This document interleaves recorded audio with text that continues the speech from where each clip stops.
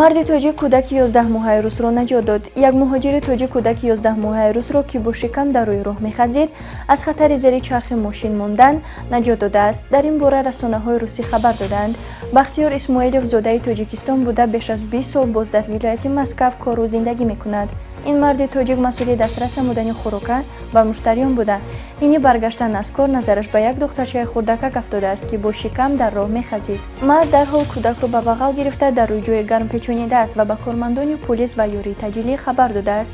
Тахминан пас аз 10 дақиқа бибии кӯдак пайдо шуда талаб кардааст, ки духтарчаро ба ӯ диҳанд, вале бо сабаби он ки пиразан суроға ва рақами телефони волидони кӯдакро надонистааст, Бахтиёр Исмоилов ба набераи ин зан будани кӯдакро шубҳа намуда духтарчаро надодааст. ҳамин тавр ин марди тоҷик то расидани кормандони полис ва табибон духтарчаи хурдакакро дар оғӯши худ гарм намуда ва ором кардааст.